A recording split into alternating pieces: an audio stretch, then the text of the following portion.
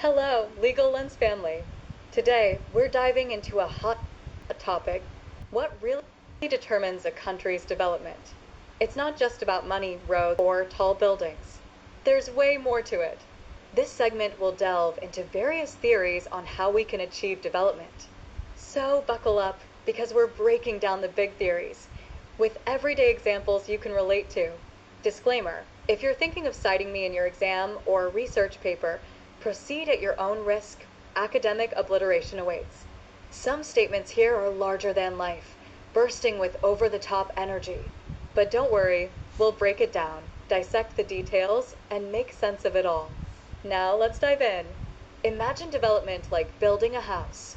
Economic theories like capital fundamentalism says you can't build without bricks. In this case, bricks are money, machines, and investments. The more you have, the faster you grow. But here's the catch: countries like Zimbabwe sometimes don't have enough bricks saved up.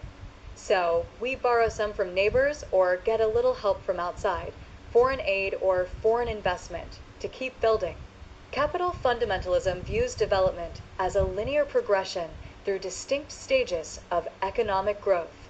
As a branch of modernization theory, it posits that developing countries, often characterized as traditional or underdeveloped societies, must transition into modern economies through an evolutionary process of industrialization and economic expansion.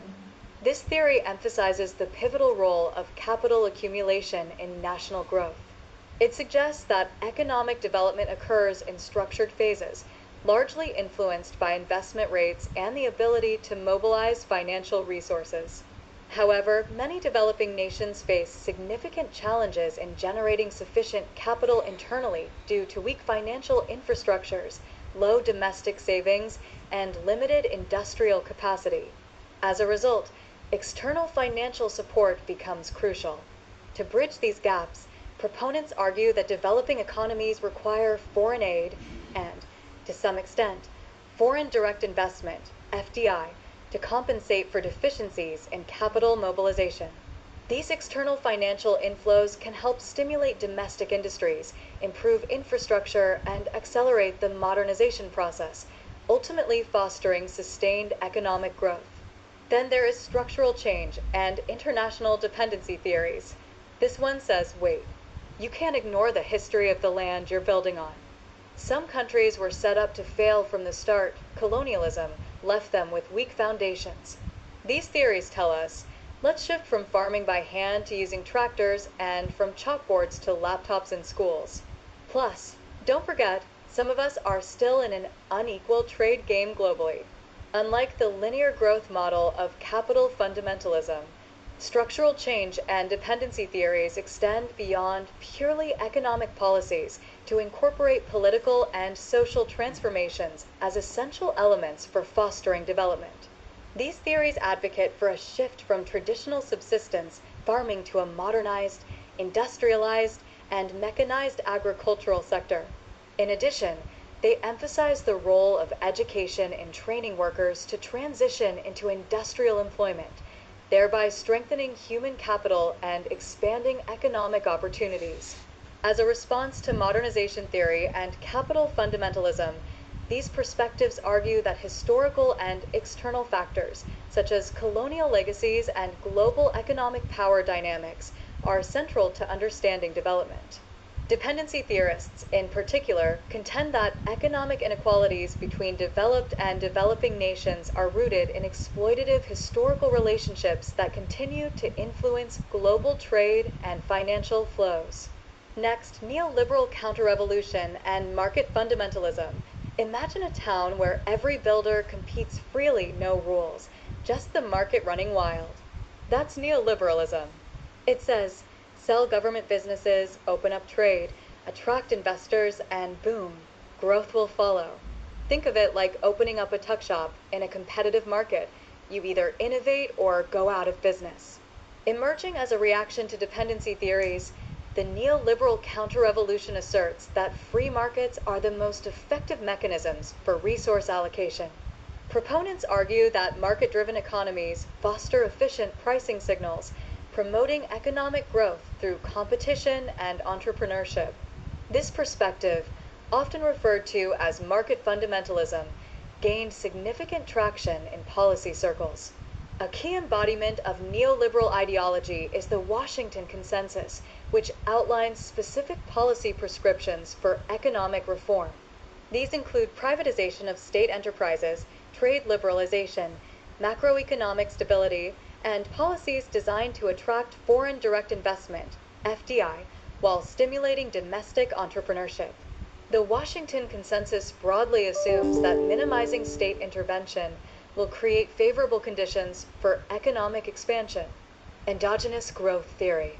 This theory says the magic doesn't come from outside, it's right here. Invest in people's skills, research, and innovation. Think of it like growing maize. The better your seeds, ideas, and soil, education, the bigger your harvest. Despite the influence of neoliberalism, critics argue that it fails to fully account for technological advancement and productivity growth. Endogenous growth theory challenges the notion that economic progress is solely influenced by external factors. Instead, it posits that development arises from within an economic system driven by internal mechanisms such as innovation, human capital development, and research-driven technological improvements. A key principle of endogenous growth theory is that variables within an economic model are interdependent, meaning that a change in one factor, such as technological innovation, can directly influence growth in other areas, such as industrial productivity and workforce efficiency. New structural economics. Instead of copying your neighbor's mansion, this theory says, use what you have. Zimbabwe's got minerals, sunshine, and brains. So let's build industries that match those strengths instead of forcing something that doesn't fit. Building upon these ideas, new structural economics argues that a country's natural and human resources, including its population, land, skills, capital, and raw materials, should shape its comparative industrial advantage. Instead of enforcing a uniform approach to development, this framework suggests that economic growth is most effective when nations invest strategically in industries aligned with their existing resource endowments. Under this theory, sustainable development is achieved when countries harness their inherent strengths, such as abundant agricultural land, skilled labor, or mineral resources, to drive industrial expansion. By focusing on their comparative advantages, nations can enhance productivity, strengthen trade relationships, and foster long-term economic resilience. Say development isn't just about money, it's about mindsets. Do people trust each other? Work hard? Embrace change? That's culture. Like Amartya Sen says, true development is about freedom to live your way, not just bigger GDP numbers. That is the cultural theories of development. Culture is often regarded as a fundamental driver of development, with some theorists arguing that meaningful progress can only be achieved through cultural reform. According to this perspective, development is not simply an economic or political process, but is deeply rooted in the values, traditions, and behavioral norms of a society. One strand of thought suggests that the universal conception of development, characterized by industrialization, technological progress, and stable institutions, can only be fully realized if developing societies adopt cultural traits similar to those of developed nations. These proponents contend that certain cultural attributes, such as a strong work ethic, disciplined social structures, and openness to innovation, create an environment conducive to economic and social advancement. Alternatively, other theorists emphasize investments in moral beliefs as essential for fostering trust and cooperation, both of which are seen as key pillars of development. Societies that cultivate high levels of social trust and collective responsibility are believed to create more stable economic systems, efficient governance structures, and stronger communal bonds that support sustainable growth. Amartya Sen introduced a different perspective by advocating for cultural freedom as a fundamental goal of the development process. He argues that true development must go beyond economic indicators and empower individuals to shape their own identities, values, and ways of life. From this viewpoint, cultural autonomy plays a crucial role in enabling individuals and communities to thrive within diverse economic and political systems. Cultural theories also explore the significance of formal and informal norms of behavior, including religious beliefs, informal codes of conduct, social habits, and prevailing attitudes within a given society. These elements influence decision-making, governance, economic practices, and even interpersonal relationships, thereby shaping the trajectory of development. Geographical theories of development. Here's the thing, if you're landlocked, like Zimbabwe, it's harder to trade. If you're tropical, farming gets tricky. Geography can bless you with resources or burden you with challenges. But smart policies can turn lemons into lemonade. Geographical factors play a significant role in shaping a country's development trajectory. Several theories emphasize how climate, location, and natural endowments influence economic growth and the ability of nations to overcome barriers to progress. Climate and development. Tropical countries are often more prone to underdevelopment due to environmental challenges that affect agriculture and economic stability. High temperatures, fragile ecosystems, and excessive evaporation rates can lead to reduced agricultural productivity, soil degradation, and water scarcity. Additionally, tropical regions are more susceptible to diseases such as malaria, which can hinder labor force productivity and increase healthcare burdens, further complicating development efforts. Location and trade barriers. Landlocked nations face significant obstacles in engaging in international trade, as they lack direct access to ports and major shipping routes. Without coastal access, transportation costs for imports and exports are significantly higher, limiting trade opportunities and economic expansion. This geographic limitation can create a poverty trap where restricted trade and higher costs prevent sustained industrialization and hinder access to global markets. As a result, these countries often rely heavily on neighboring nations for transit routes, which can pose geopolitical and economic challenges. Natural endowments and economic growth. The availability of natural resources can greatly influence development. Countries rich in minerals, oil, fertile land, or water resources often have a comparative advantage in industries such as agriculture, energy, and manufacturing. Properly managed, these natural wealth assets can lead to industrial diversification, economic stability, and improved living standards. However, resource wealth alone does not guarantee prosperity. Poor governance, mismanagement, and external exploitation can lead to stagnation or even economic decline, often referred to as the resource curse. These geographical theories underscore the importance of environmental conditions, geographic positioning, and resource availability in shaping a nation's development potential.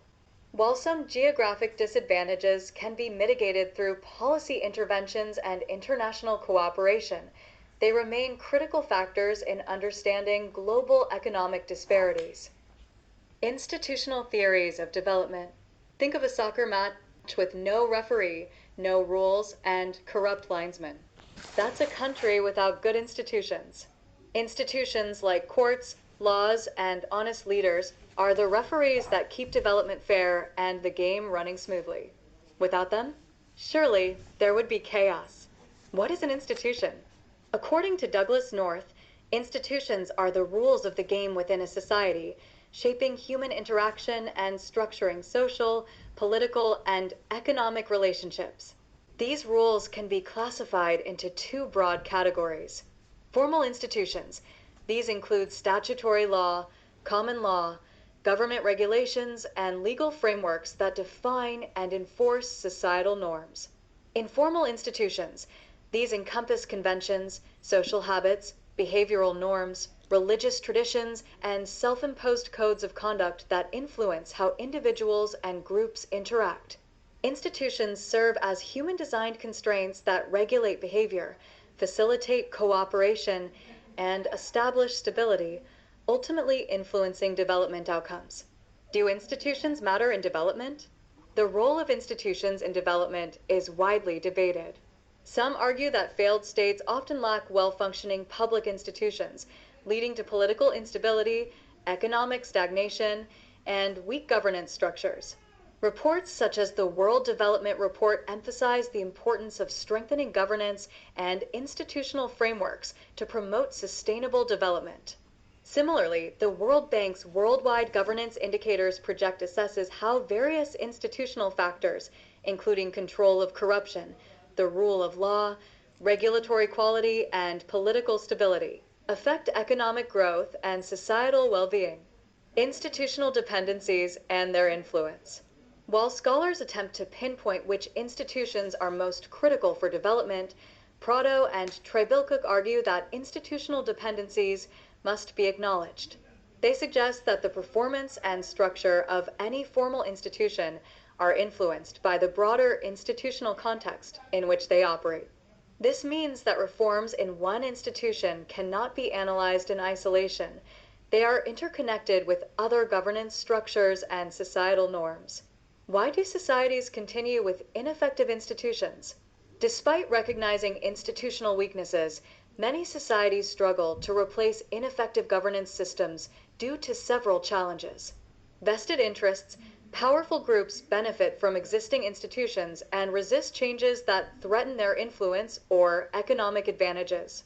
High transition costs. The process of overhauling institutions involves significant economic, political, and social costs, making abrupt changes difficult. Solutions for institutional reform. Addressing institutional inefficiencies requires strategic approaches, including pilot programs, small-scale experimental initiatives to test policy effectiveness before widespread implementation. Opportunities amid crisis. Political and economic crises often create openings for radical institutional change by exposing systemic weaknesses and increasing public demand for reform. Detachment from reinforcing mechanisms, breaking away from entrenched institutional cycles that perpetuate inefficiencies. Parallel institutions, establishing alternative governance or economic institutions that operate alongside dominant ones, fostering gradual shifts toward effective systems. Technology and institutions in development. While technology is often considered a major driver of development, it cannot function in isolation. You can't just throw tech at problems and hope for magic. You need strong institutions to back it up. Instead, technology and institutions should complement each other rather than serve as substitutes in advancing societal progress. Strong institutions provide regulatory oversight, governance structures, and stability, ensuring that technological innovations are effectively integrated to enhance efficiency and drive sustainable development. Examples of institutional and technological integration. Judicial institutions plus technology, ICMES in Zimbabwe. The Integrated Electronic Case Management System, ICMES, in Zimbabwe is a prime example of how judicial institutions can leverage technology to improve efficiency. ICMES digitizes legal processes, enabling electronic case filing, automated record management, and virtual court proceedings. By streamlining judicial operations, this system enhances accessibility, transparency, and the overall effectiveness of legal institutions. ZIMRA and technological advancements in tax regulation. The Zimbabwe Revenue Authority, ZIMRA, has adopted innovative digital platforms simplifies tariff searches and customs procedures, making it easier for businesses and customs officials to navigate the complexities of international trade. Semi-autonomous revenue authorities, SARAs. Many revenue authorities worldwide use technology-driven solutions to enhance tax collection and governance. Automated auditing systems, digital tax portals, and AI-powered data analytics support efficient financial administration, reinforcing the role of institutions in economic development. One notable example is Uganda, which has the Uganda Revenue Authority, URA. The URA operates with a degree of independence from direct government control, allowing it to enforce tax laws, manage revenue collection, and implement reforms more effectively. The Zimbabwe Revenue Authority, ZIMRA, operates as the country's tax administration body, responsible for collecting revenue and enforcing tax laws.